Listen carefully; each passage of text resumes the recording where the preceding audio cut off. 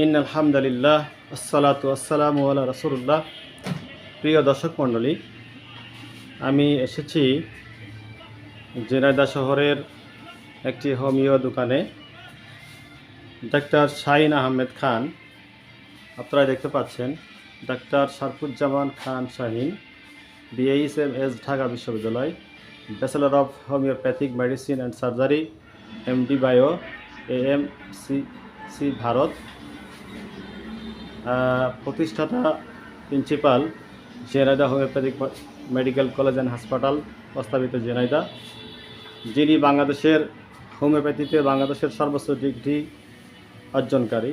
আপনারা mobile number দেখতে পাচ্ছেন 01972558246। এখানে আপনারা দেখতে পাচ্ছেন রাজ্জাক ভাই নামে একজন ভাই আছেন, এখানে ওষুধ ডেলিভারি দেন। রাজ্জাক ভাই, কেমন আছেন আপনি? আছি আলহামদুলিল্লাহ। আলহামদুলিল্লাহ। আপনি এই হোমিও দোকানে কতদিন আছেন?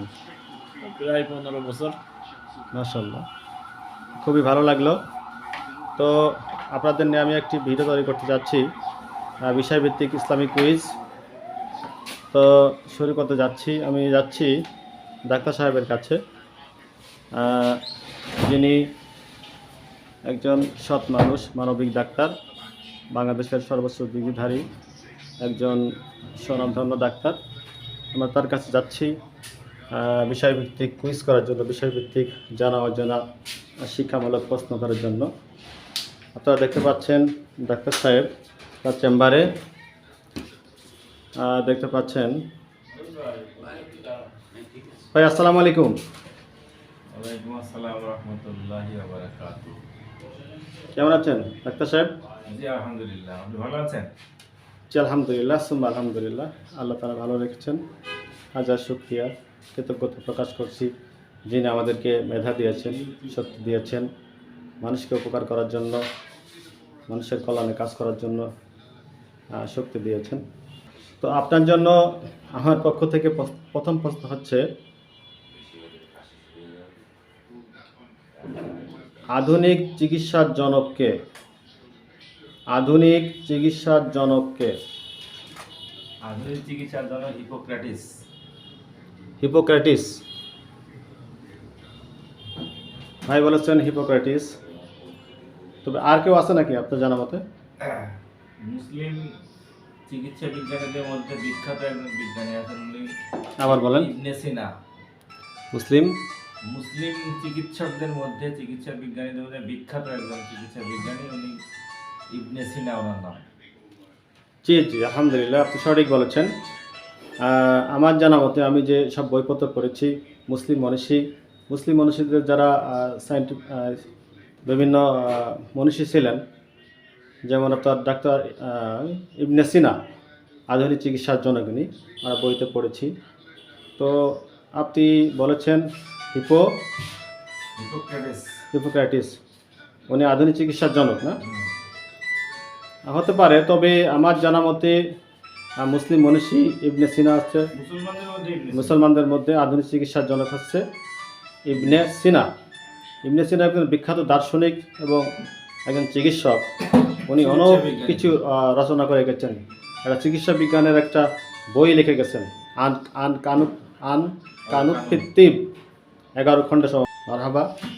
তো আপনার জন্য দ্বিতীয় প্রশ্ন, ইসলামে ওষুধ খাওয়ার বিধান কি? ওষুধ খাওয়ার হুকুম কি, বা ওষুধ খাওয়া কি? ওষুধ খাওয়া সুন্নত। ইসলামে ওষুধ খাওয়া সুন্নত। মাশাআল্লাহ, চমৎকার উত্তর দিয়েছেন, বারাকাল্লাহ, হাসানতা, ধন্যবাদ আপনাকে। আসলে ডাক্তার সাহেব খুবই চমৎকার উত্তর দিয়েছেন, একজন জ্ঞানী মানুষ। আমরা তার কাছে প্রশ্ন করেই বুঝতে পারছি। তো এরপরে আপনাকে আর একটি প্রশ্ন করতে যাচ্ছি, সেটি হচ্ছে,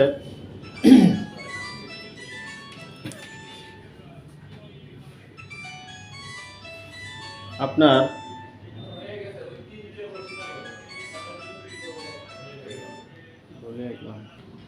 ভাইয়ের কাছে আর একটি প্রশ্ন করতে চাচ্ছি, আপনি যদি মনে করেন, কি বলেন? তো প্রস্তুত আছেন না? মাশাআল্লাহ। তো আপনাকে জানতে চাচ্ছি, আপনি যেহেতু হোমিও ডাক্তার, তো হোমিও চিকিৎসার যে প্রবর্তক বা হোমিও চিকিৎসার জনককে হোমিওপ্যাথি চিকিৎসার জনক হচ্ছেন স্যামুয়েল ফ্রেডরিক হ্যানিম্যান। উনি জার্মানির নাগরিক ছিলেন। জি, সঠিক বলেছেন, চমৎকার বলেছেন, মাশাআল্লাহ। আচারটা খুব ভালো বলেছেন। দর্শক মণ্ডলী, আমরা জানতে পারলাম হোমিওপ্যাথির জনককে। ইসলাম ভঙ্গের 10টি কারণ খুবই গুরুত্বপূর্ণ একটি বই। ডাক্তার শাহিন আহমেদ খানকে আমি পুরস্কৃত করলাম, কিন্তু উনি সুন্দরভাবে উত্তর দিতে পেরেছেন, ভালো করেছেন। তো আপনাকে হাসান্তাবাদ। আসসালামু আলাইকুম রহমতুল্লাহ। ধন্যবাদ। তা আপনি আপনার অনুভূতি বলেন আমাদের এই অনুষ্ঠান। আপনাদের এই পুরস্কারটা পেয়ে প্রচেষ্টাকে আমরা স্বাগত জানাই। আপনাদের এই প্রচেষ্টা অব্যাহত থাকুক, আমরা আপনাদের পাশে থাকব। সবাইকে ধন্যবাদ। সবাই যেন তার মতো মানবিক মানুষ হতে পারে, সেদিকেই বলে সমাপ্ত করছি। আসসালামু আলাইকুম রহমতুল্লাহি ওয়া বারাকাতুহু।